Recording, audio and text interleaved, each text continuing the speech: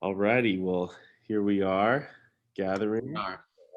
weekly overflow, and we're so glad that you have joined us. We have Pastor Juno Smalley Howdy. and Pastor Ryan Bogert, Me. and myself as well, Pastor Ryan. Alrighty, well, here we are gathering We are. Weekly overflow. One second, and we're so glad that you have joined us. We have Technical difficulties. Please stand by. Do, do, do, do, do, do, do, do, do, do, do. I'm back. Sorry about that. Okay, good. It was already playing back on me, so I heard that. I was like, where's this coming from? Okay, well, we're so glad to have you all here with us. Basically, we gather for our overflow, usually the day after our sermons, but in this case, 2 days after because of the holiday. And our whole purpose is to dive a little bit deeper into some of these topics. And so, just to recap a little bit of what we talked about yesterday, we talked about two big things. The first is creation care, and the second is justice. When talking about creation care, we really talked through how God created the world and how it's our job to take care of it. And we really want to leave it better than we found it. And in a lot of ways, we're doing a lot of harm and damage to the earth. And so our call as Christians is to really care for this earth, which will not disappear in the end times or be obliterated or destroyed, but will actually be a part of the new heaven and new earth becoming one. We talked about justice as well. And we talked about the call for us as Christians to not only engage in retributive justice, providing punishment for a crime, but restorative justice, purposefully seeking out intentionally places where unfairness or injustice exists and making things right, making things fair, making things truthful and honest. And so as Christians, we're called to participate in these things. And so those are the two topics that we talked about. So we have a couple of questions that we're going to walk through today.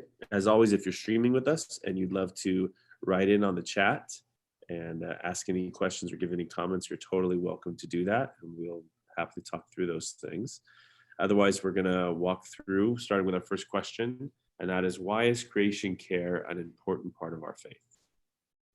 So take it away, whoever would like to get us started. Well, no doubt. Go ahead, Juno. Okay. I think, obviously, as you talked about in your message, that God gave us to rule over, to care for everything, including the earth. But for some reason, it just feels like it's just too big of a problem that I can make a difference on. And yet I think, I can make a difference in my office. I can make a difference in my apartment. Well, if hundreds of thousands of people in LA made a slight change, that has to make a difference in the total amount of trash, even if we're just talking about trash, that's happening. And so I think with the care of the earth and God's creation, I do think a little here, a little there does make a huge difference. But systems need to change, like we've talked about with recyclables. For some reason, I can't change the city, but I can change maybe what we're doing here at the church. Yeah, for sure. Right. And I feel like creation care is something that we lose as Christians in the 21st century, because it's just, it seems like, things like taking care of the earth or recycling, what does that have to do with being a Christian? But, it's really, that's, God commanded us, in Genesis, God commanded, said we have dominion over the earth. And, and I think that's something God calls us to do. We need to be good stewards of it. And I think it's unfortunate that at times on a more national level, it seems to be a red versus blue issue in terms of taking care of the earth and protecting the environment and things like that. But I just think we all need to find ways for ourselves to chip in. And it's like, well, what difference can I make by myself? But it's really, if everyone's chipping in, everyone has the mentality of I'm going to do my part, then it does make a really big difference in the grand scheme of things. And I think that's the mindset that we have to have as Christians in fulfilling our calling as God called us to do, as the people who have dominion over the earth and as stewards of the earth. Yeah, for sure. And I think our faith in a lot of ways is very compartmentalized. It's like we can over spiritualize showing up to a building every Sunday as like the Christian thing to do.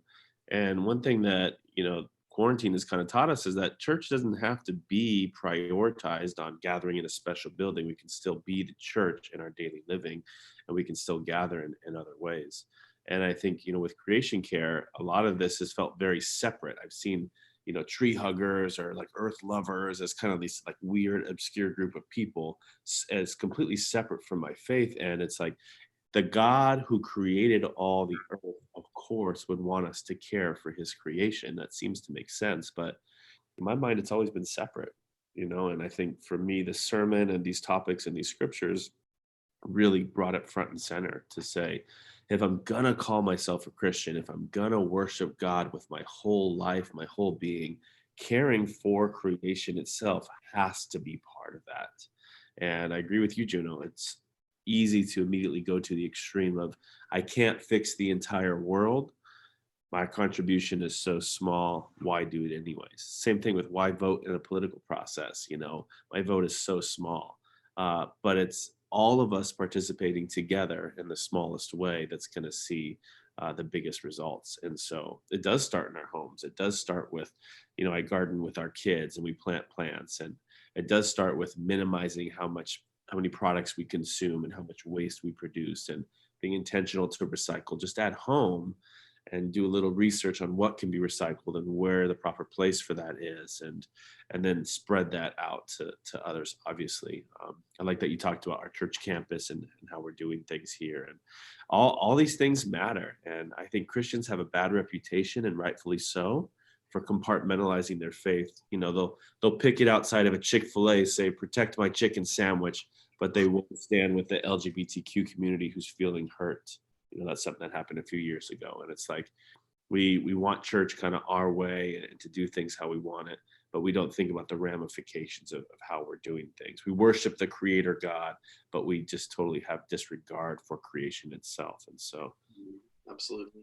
Yeah, I think we've separated the two, and maybe that's just the church, at least mainline Christianity. Maybe I can't even say that. Well, we have compartmentalized way too much. And I just really think because of our faith, we should all be tree hugging believers and forget adding on other descriptive words. We just need to be a good steward of what God has created, whether it's our body, whether it's the earth. And yeah, we can't change some huge structures, but there's definitely stuff we can do locally. Yeah, agreed. So getting into some of that, what are some practical things that we can do, that we can encourage others do? How can people engage more in creation care? Well, the virus has taught us staying at home reduces the emissions of the air we breathe. And so I probably, not even for my own health's sake, but for the earth, walking to work needs to happen a little bit more, or riding my bike. Yeah. It's funny that my local bike shop, they have no bikes in stock because everybody's purchased them all. And it's like a 2-week wait time to get a repair because they have so many people who want some repairs. And so it's been cool to see how many people are taking up riding their bikes and getting out and doing more fitness. And yeah, I've been riding my bike to work too. And not only is that healthier, but like you said, we're saving on emissions and things like that. It's like these little tweaks. Now I know there's, excuse me. I was in a bar recently, and it was in a smaller town, and they had beer mugs hanging throughout the ceiling and walls of all the regulars. That when they came in, they got their beer mug, versus taking one and having it cleaned or whatever. And I know smaller churches have, maybe you can pull this off at a small church, have your own coffee cup. But we need to rethink through our disposables and what's a better way to do that. Maybe you can't do it for 400 people, but just some thoughts. Yeah, I totally agree. You know, it's funny. One of my roles in my home is to take out the trash, and I don't have very many jobs, but that's one of my big important ones. And it's easy for me to feel tempted, like I just want to clean this place real fast. I'm just going to throw everything in the trash and just get rid of it. But if I take just a little bit more time to rinse out and clean some of those plastic containers, a lot of that stuff is recyclable. And so I can put that in the recycling. Or, hey, if I empty out this container and I rinse it, and I can recycle it. Or actually, these batteries don't belong in the trash can. I should put them in a little box so I can take them to the proper disposal later so they don't end up in a landfill, things like that. I did some research too on recycling. I'm actually working on a final project for a creation care class I'm taking in seminary. And in part of my recycling research, it says that a lot of recyclables turn into landfill waste because people throw food trash into the recycling container, and that contaminates the recycling stuff. And now a lot of stuff can't get recycled because it's contaminated it. So I think with even just a little bit more effort at home and putting stuff in the right bins and saving stuff like, you know, e-waste or other kind of contaminated waste things that have special recycling for it. Save that stuff in your garage or whatever, and then take it to the special place when it's the time. All that stuff helps the earth. It helps the landfills, and it just helps our community. Yeah. And also, I think this ties into both creation care and justice, but, consider where, what products you're buying, the effect they have the environment, and maybe like the policies of the companies behind them and how they impact the environment. So, being a smart shopper and shopping in ways that's good for the earth. And also this kind of overlaps, but, good that people who are using ethical work practices for employees and not taking advantage of people and, sweatshops in different countries is the thing I've heard, so just being wise of those type of purchases too, and shop being a consumer who is mindful of taking care of the earth and mindful of issues of justice as well. Ryan, I know a few years ago I tried to figure out who were using sweatshops for their clothing. I tell you, you talk about a locked up information system. It's hard, and it's just like I think many people would stop buying certain clothes if they knew it was operated by a sweatshop. That Yeah, these child kids, labor. child labor. I mean, just tell us, but nobody wants.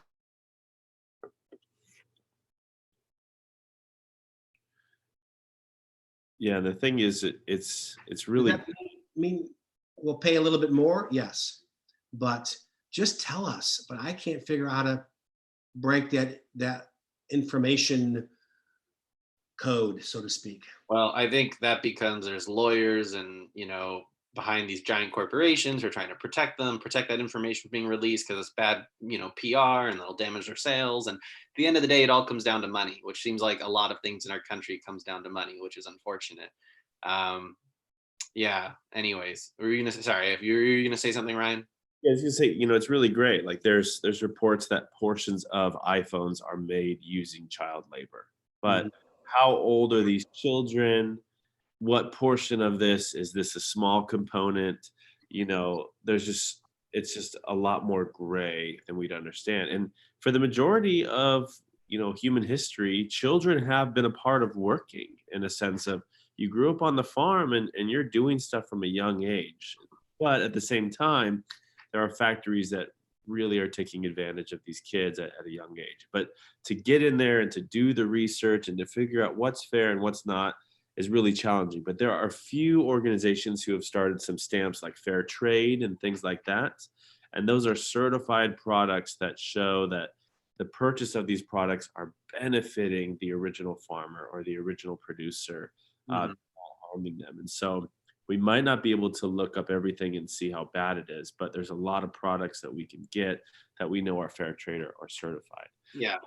what we're asking consumers to do, which is a big process, is we have been focused on when we purchase it in the store or online to when we are done using it and throw it in the trash. That's what we're focused on. And what we're really asking is to do the research of where that project originated, to say who first made it, who assembled it, where did it get shipped to, what company's doing it, how are people being treated along the way.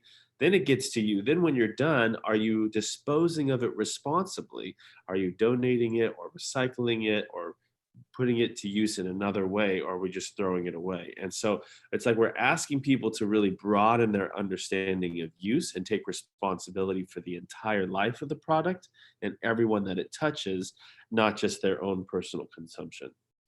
Yeah, and that can be really hard. And to combine what you're talking about, Ryan, what Juno was talking about, it might be hard to find out what every company does with all of their things, but a great place to start is find those fair trade organizations that do like the ratings and the fair trade stamps, or those things Ryan was talking about, and to start there and to start seeing how can I change my shopping habits to invest in places where I know it's coming from a good place, and then also disposing of it in a responsible way and recycling and doing all the things that need to be done. Well, I did my laundry this weekend, and an ink pen wrecked several shirts. So I have a 30% coupon to a local establishment. So someone needs to tell me where I can get some shirts at a good price where I'm not violating child labor laws. Anyway, so let me know. Yeah, and it's that good price, like, right? Like, what, there's some good American made or like fair trade certified companies with clothing, but your shirt's going to cost you 30, 40, $50 for a shirt. Oh, And then it's like, is that even sustainable, and is that doable? And so there's still a lot of work to be done for sure in this process. I recently saw a Shark Tank video where they're getting in Thailand, they're making these cool hammocks, and they're importing them and selling them in the US. But it's done through an organization who is ensuring that people are getting paid well enough to sustain and develop a healthy lifestyle and not remain yes. in poverty. And so it's, organizations that help to do that, I think are really, really big. Well, it's interesting. We can be whining about, that probably, anyway, we can be concerned about minimum wage here, that people need to sustain a certain lifestyle, but we don't think that on the $12 shirt I just bought. Exactly. But I think we need to say, hey, if we think our people here need to earn a living, so do people in other countries. They need to be able to provide for their families. For sure. Exactly. Well, let's switch in over to talk about justice. How can we as Christians engage with justice, the idea of justice, and be proactive about finding where there's unfairness and mistreatment of people and doing something about it? Well, if you watch the movie Gran Torino, some pretty racist remarks. That's from Detroit, my area. And part of me says that's how my dad grew up. That language.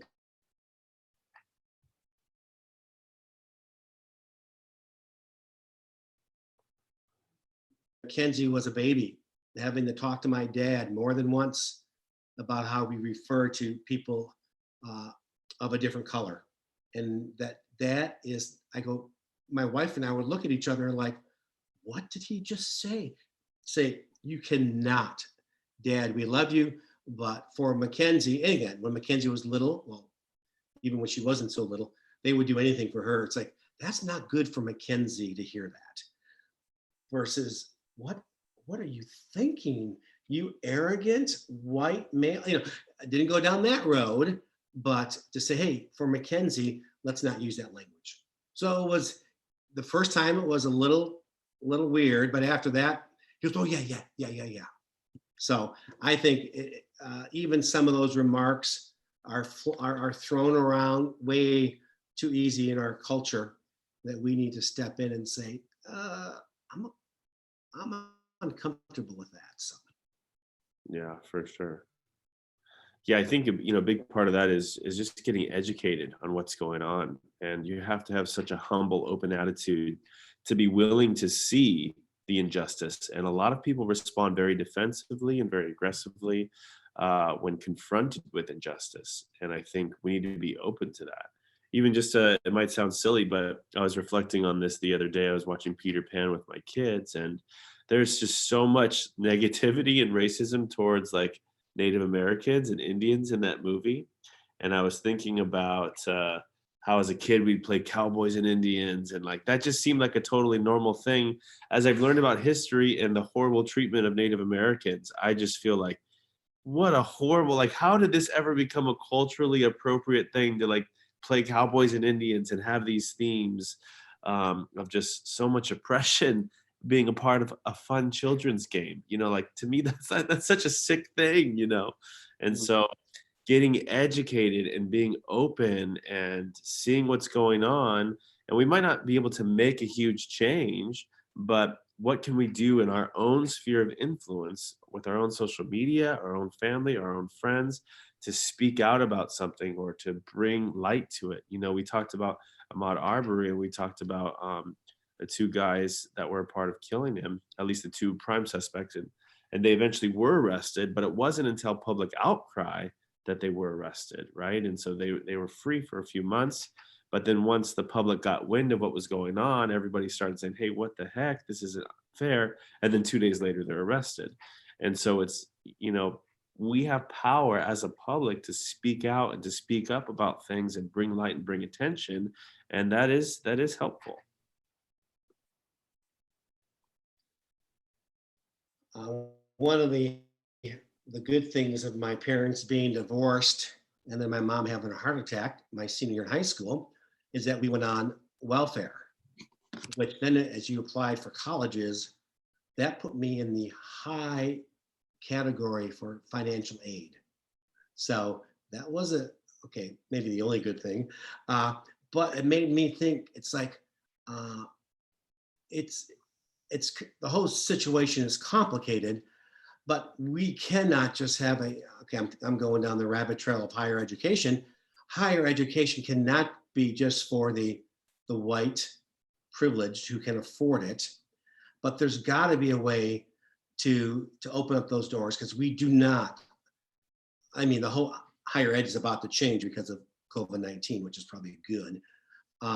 But we cannot just have a lily white higher education system. And unless we make a way to welcome in, to raise up people who don't have the means naturally to have the education, because when you get the education, then you can get some jobs, at least in the old system, and then that changes people as well. But anyway, all that to say is, probably every institution, every organization needs to rethink everything they're doing. It's a massive undertaking, but it needs to start someplace. Yeah, agree. Yeah, I think that one issue of justice in this country is, I feel like our country is very much built upon the idea of the American dream, but then and that's a good thing, but when taken to an extreme, we get people with endless billions and billions of dollars. And I only say that because if you look at Jeff Bezos, who's the richest man, the guy who is the founder of Amazon, if he spent all of his money to help house homeless people, so in America, and there are 553,000 homeless people in America, at least the last statistic I looked at, Jeff Bezos by himself could get them all an apartment for 36 years. All 553,000 of them, he could house them for 36 years with all of his money. So think about that. One guy with all of his money could end homelessness for 36 years. Why? How do we live in a system where we let some people have so much and some people have so little? That's the question I would ask, because I just think that in the Bible, looking biblically now, this issue, the most talked about social command in the Bible, the most talked about thing that's like, how are we to interact as people, is God instructing Israel to take care of the poor and to take care of the outcast in their land. And Jesus talked about taking care of the poor all the time too. And I feel like this is a value that at times we as a Christian American society have lost or let fall by the wayside a lot more than we should. And Jesus doesn't say, oh, take care of the poor unless they made a bad decision that got them there. No, Jesus says, take care of the poor. We're not, we shouldn't blame people for where they ended up in life. We should think about how we can help lift them out of it. And maybe I know, like, maybe that's not giving, some people are concerned if you give money to a homeless person, maybe they'll just buy drugs with it or something like that. But we can all maybe go buy food and give it to a homeless person or something like that. So I think we can all contribute in those kinds of ways, and support organizations that are out to help people who are poor and end homelessness and things like that. I just think that injustice is when people are treated wrongly and people are hurt or neglected or oppressed. And I think that there are many people in our country who have been left behind by us as a society. Yeah. And yeah, I think there's a ton of things that that we can and that we should do. And I think my big encouragement for people is to do some research, take a little time, go jump on Google, and just research some of these things, ask some questions, look up some organizations who are actively fighting against injustice, and just get informed on what's going on. And so we're not ignorant to these things, and then prayerfully consider how to participate, how to engage. If it's posting on social media, or signing legislation, or different things that come out, or maybe it's helping get people out to vote. Or we were talking about Christians engaging in the political process, Christians working as lawyers and government officials, and getting involved and make a difference in any way that they can. I know a lot of posturing I've heard from fellow Christians is, oh, the political system is frustrating and it's corrupt, I'm just going to disengage. And I think that perhaps the opposite is what we need. We need to intentionally engage in these processes and bring the light of Christ to actively fight against injustice. Yeah, and I want to be clear that we're not a church that says wealth is wrong or wealth is evil. Mm-hmm. But just think of all the good that can happen if you just didn't keep it all for yourself. And I think Scripture talks about that over and over. I mean, there are plenty of rich people in the Bible, and yet, God has called each of us. What can you do with that? Yeah. And then, it's something else there. I forgot what else. You were talking about something, Ryan, and I thought, yeah, good point, Ryan, whatever it was. Thank you. Yeah, I think we're all agreed that you can't cover these topics in one sermon and in one sitting, that there is so much more to unfold and unpack. And so I think my hope is just to get this more on people's radar, to really think through that these things matter, and that these things should take some real estate in our mind and our heart, and some consideration. And we might not have all the answers in one sermon, but there's definitely some good stuff to get us started. Well, maybe this was my thought. Even with the stimulus check, how many people, it was an unexpected. Now, if you need it for rent and food, of course, use it for that. But how many bought that new, I didn't, but how many bought that new smart TV, or just use it for themselves? I mean, there are just so many ways we could, not give everything away, because if you gave everything away,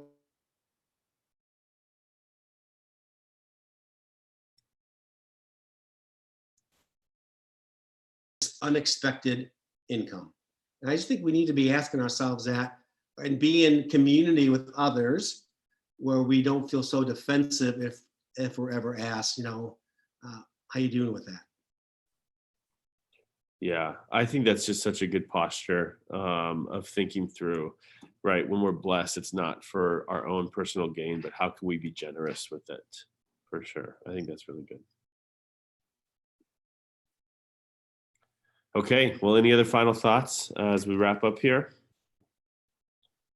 again, Ryan, I think you just mentioned it. None of this is going to be answered by one sermon, but really, and I think it's so complicated. We do need others. So again, goes back to our whole thing of community, not our thing, God's thing of creating us for community to process this with friends, people you trust, and make a decision, make a statement, bring the kids along, do something, because otherwise we can just get huddled into our own little home and be in the stance of I need to preserve everything.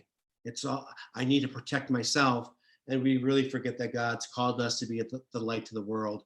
And I have just found, again, by living in community with other people, where I can ask these questions: how are you dealing with that? Or what do you do about this? It just, oh, what a great idea. And I also believe, one more thing, Ryan, sorry, but there are other organizations that we can partner with, and whether as we can as a church, I mean, Kingdom Causes does some excellent work that we partner with, that we can't deal with that individually, but we can partner with other organizations. And the same when there's hurricanes in other parts of the world, we partner with the RCA. We can give, but we allow them to be the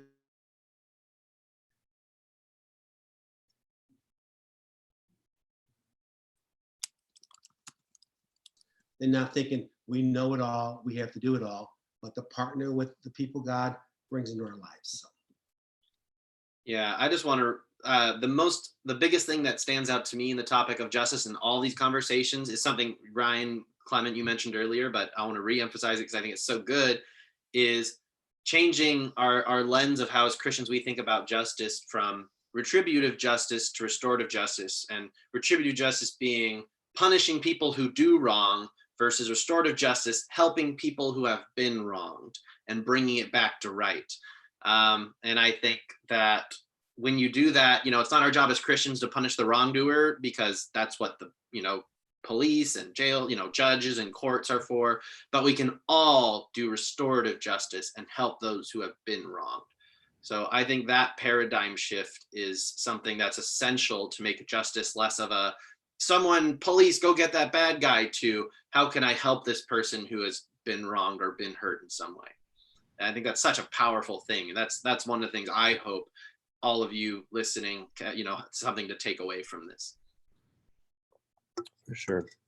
Well, thank you everyone for your thoughts, and thank you so much for joining us and watching this. And if you made it all the way to the end, extra bonus points. You're super, super awesome. And let's continue as a church to think through and pray through and process through how we can honor and worship God by caring for his creation and by caring for his people as well. And so thanks again for joining us, and we will catch you again next week.